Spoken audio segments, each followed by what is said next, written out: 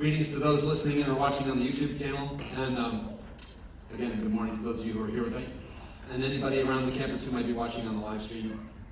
I always feel such a sense of privilege to have this role that was left to me by my dear friend, President Father Bill. History is part of where I wanted to start. So, in 3 days, it will be 60 years since the Reverend Dr. Martin Luther King Jr. delivered an address on the National Mall for the March on Washington. And the speech is known for one of its repeating phrases, the I Have a Dream speech.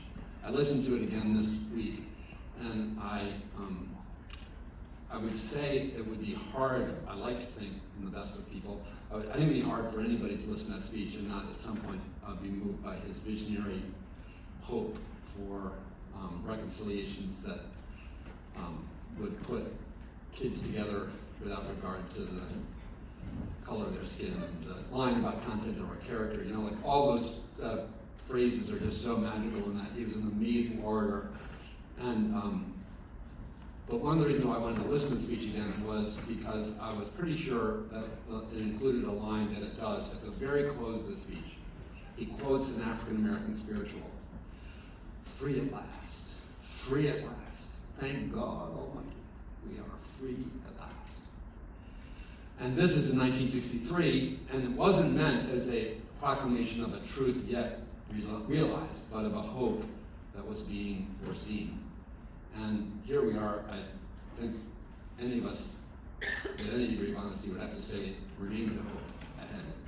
We've come some distance on that journey, but we have further to go.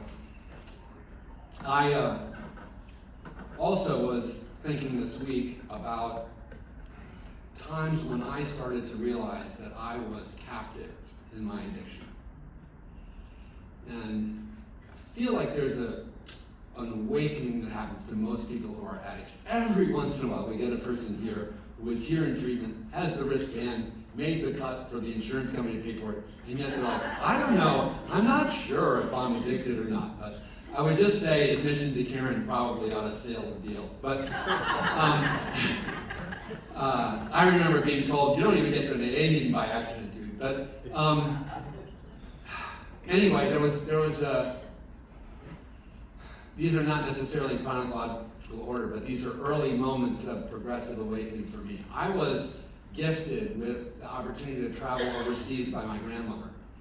And I was 18 years old, and I was really excited because I knew at age 18 that when I was traveling out of the state I was in, where the drinking age was 21, that especially overseas, I could get a drink. And the chaperones of this high school trip were not happy with me for getting gin and tonics here and there. But little did they know, and this is the point, I was in mainland China and the Philippines, which today are still places that it would be scary for me to say this, and at that time, it's like unimaginable. I decided I had to smuggle drugs with me because I could not imagine being in an environment where I could not get high. And some part of me, I had just watched The Orient Express, if any of you know that movie, in which a young man gets arrested in Turkey and his whole life gets turned upside down for, what? Midnight Express. Midnight Express, I'm sorry. Wrong movie, Midnight Express. So, or the basketball star that we had who was in the Soviet Union, and not the Soviet Union, but Russia, and just recently in the news. Anyway, I carted cocaine and marijuana with me into and out of these countries and various other countries at this stupid age with these poor chaperones and fellow high school students from different schools who would have been mortified had I been discovered and arrested. I don't know how they would have dealt with the deal. And some part of me, I remember the sweat pouring down my forehead as I would go through one after another of these customs sort of encounters, wondering if they were going to look in the bottom of my shoes. And there was an awareness that I was captive. I remember in college, a classmate of mine, his first name was Jesse, and he said in passing on our way to the tavern on campus, Jack, you know, you and I are alcoholic. And I remember like a silent horror about it because he had named the truth. But I know I didn't even attempt to mount a sort of absurd defense because it was just the first time somebody had spoken it out loud, and it was, another domino in the journey. I also remember late at night, many years later, my ex-wife, who I spoke about recently in a message, coming out of the bedroom door in some mixture of disgust and incredulity, and saying to me, "I can't believe you're having another one." Because it would have been 11:30 or midnight or 1 o'clock in the morning, and I would try as I might to not have the freezers closing or the ice cubes hitting the glass make enough noise to alert her. But I was, of course, drunk and not very skilled at maintaining the silence I was trying to keep. And this too is one of those memories that comes back to me, and I think I was hostage. It didn't make sense to her at all, but now in working here, I do understand what happened. I could not intervene on myself to stop myself from doing it. And she thought, what is wrong with you? You're already plastered. Why? Just come to bed. And I couldn't. I remember, not the war story too badly, one more. I remember, and this one has a twist. My mom suffered from cirrhosis with complications including esophageal hemorrhaging and hepatic coma. So she was acutely ill with alcoholism. But the horror that I remember, one of the most grim scenes ever for me was, I think I was still drinking at the time, was going to her home in the morning and finding her unresponsive underneath her coffee table in a pool of blood. She lived through this.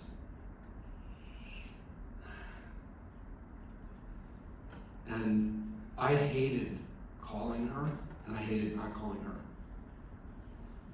You never knew what you were going to get on the phone. So my point is that the loved one is captive here too in this bizarre insanity of this all. It's a hostage-taking illness.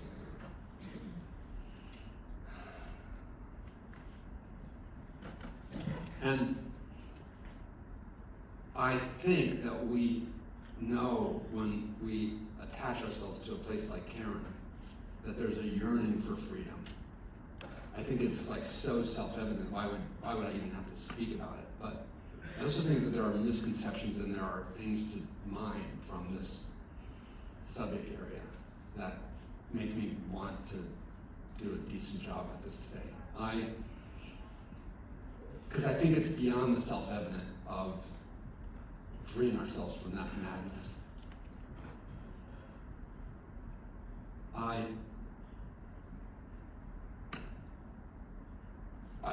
As I got sober myself, and Alcoholics Anonymous encouraged me to find a power greater than myself as part of a new approach to my living and coping, and to work the 12 steps of its method. And I really was enjoying sobriety because I wasn't hungover, I wasn't puking, I wasn't, causing all this devastation and destruction. I was starting to form new relationships. And in a weird twist of fate, I went to seminary, and one of the things that happened in my seminary education, really there were a couple of events. I have to choose what story you want to tell because I have too much material once again for today. But one of the things that happened to me was I was assigned a preaching practicum with a guy who had been an acquaintance of the Reverend Dr. Martin Luther King as a child. He'd been a boy, and Dr. King was in this preaching period.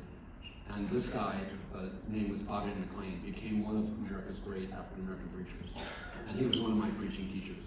He died maybe 4 years ago, and I tried to get to the funeral, but I couldn't align things to do that. He had an amazing impression on me. And in spite of the differences in cultural backgrounds, we really enjoyed each other, and had a great laugh. But Bobby McLean taught me that in preaching, which is a very specific thing, in his mind that happened in Christian environments, although I think there's rhetoric is the larger category. I think there's all kinds of different public addresses. But what I learned if I was doing preaching in the Bobby McLean style, one of the things is that every sermon should have the core message of salvation, hope, and redemption. It didn't matter if it was Easter or not. In the 14th century, there was this a monastic, a monk, who we know about because he wrote at a time when you couldn't type on a typewriter or whatever. There was no printing press, there was nothing. But we have his written journals that have been handed down through the centuries. And one of the things that the Venerable Bede, B-E-D, is known of from the 14th century Benedictine monastery in which he lived, was that he too said, in writing, you can look it up in Latin, every Sunday is a little Easter. He's known for that line. That which is a cool idea. If any of you are people who have been part of Christian church or whatever like that, and there are churches that I think get this totally wrong. I've been at funerals where people are like, who wants to know Jesus today? But I think that's carrying it a little too far. It's missing the point. But missing 2 points. One is what the funeral's about, and secondly, it's like the whole notion of evangelization. So, and Bobby McLean did not mean that. He did not mean an altar call every day. He believed that the essential task of the messenger in that setting was to bring hope in the midst of struggle. And I want to say every Sunday is a day of new beginning here at Caron. Every chapel is in its own way a little Easter. And one of the things I love is that it doesn't become boring to me. It's not like, I'm not like, oh, there goes another 13-year anniversary. Like, who cares? No, I'm just kidding. But, because we have that moment coming up. You know, and a person who has 30 days or a week is a miracle in the face of this grim illness, which takes so many of us down this horrible road. Another one of these seminary experiences, even before I got to seminary, the summer before, 1994, I was sober a number of years, but I was pursuing this spiritual questioning that I had, and I made a friend that was one of these new initiates into the Methodist system, which I had accidentally become a part of. And he was an African-American young man, and he asked me, he said, Jack, have you ever been to a revival? I was like, no. And he goes, so we made an arrangement. I was to go with him for 3 days to a pre-conference event where very staid and formal politics of the denomination would take place. But in the 3 days before, African-American churches that were part of this movement had preserved something of their way of celebrating annually when they were segregated. And so I'm in this large auditorium of the first night of the revival, and I had no idea I was in for 3 hours of worship. But over those 3 hours, the first thing I thought was, I might be the only white guy here. And then I'm like, oh my gosh, am I like so uncomfortable and weird? But my friend was right next to me, and he was oblivious, I guess. And then the music started catching my heart and my attention. And what happened was that in this setting, the music, like the African American spirituals, were being sung and praise choruses were being sung to an audience that would understand it in the context of the history of enslavement. It wasn't for me. It was not music that was written for me. It was not an address that was written for me. And the 45-minute sermon that would follow was not targeted for me. It was targeted for people who were in churches that have suffered in the legacy of that history of enslavement in this country and find themselves, marginalized and struggling and, eking out an existence. And black churches were dying way before today. Most churches are dying. And yet what happened is that the audience, which was the target of the message, had this interloper, me, who was finding a way into the message through my own experience of captivity. And I I sort of knew the disconnect. I'm like, I know she's not preaching to me, but she's preaching to me. And I know this song is not been picked because I'm here, but wow, is this message of hope and freedom and deliverance and overcoming. And I'm hearing in the back of my head these old civil rights era songs here. We shall overcome. Like I can just feel what happened to me was the inhabiting of a hope and a dream and the collective celebration of that enthusiasm was a way in which now in a church-y setting, I was finding what I felt about my recovery, which I would go to an AA meeting. And is there woo in AA? No, not really. But I felt that way about AA. I felt like these are the people who have rescued me from the insanity of the vomit and blood-covered floor on which I found my mother and the ruined holidays of me, trashing people's celebrations. And the sheer insanity of it. I realized that I haven't said this in a long time. Marty will laugh, but one of the illustrations I used to always use for how sick I had become was after my third arrest for DUI. I said to myself, that's it. No more driving at night. And the fact that you find that funny is not a good sign on your part, by the way. I use that as a litmus for my audience. I tell that, and then I'm trying to figure out, and the people who are like, did he just say that? Why? And then I'm like, well, you clearly you're not one of us, But it made sense to me. It was I could not put 2 and 2 together and get 4. I could not, because 4 meant I should stop using. And that was the unthinkable. So, what does freedom mean? It doesn't mean freedom in an anarchic sense. It means the capacity to have what it means to be human given back to you. And one of the things I desperately wanted to say today, I think I've said it a few times in the last several months, but it's because it's a new insight for me, is that I used to always rankle me a little bit when people would make their humorous but not funny taunts about Caron in captivity. As if somehow coming here for 28 days was a jail sentence. And when do you get released? And there are all these verbal metaphors around it that would convey to loved ones that this is shackles. What had occurred to me was this is the hospital to which the hostage is taken, where they can make the first phone call, where they can get the first shower, and where they can get the first decent meal that they may have had in years. That's what this is. And anybody who calls this captivity or calls home is completely missing what's going on here. This is the beginning of freedom. This is not a curtailment of freedom. And the hope and promise that exists from this moment going forward is love, it's meaning, it's purpose, it's belonging that you haven't been able to have before. Whether that's a family member who's been craving and dying for it, or the person who's been craving and dying for the drug that doesn't give it. This is the return of sanity. It's the return of humanity. It's the return of integrity. It's the return of peace.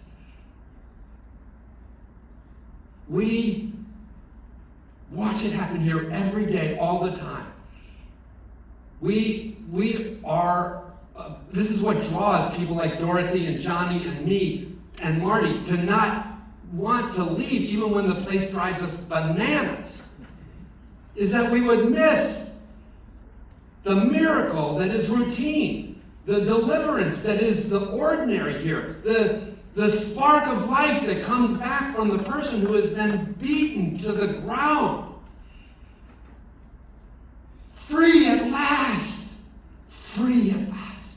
Thank God Almighty. We are free at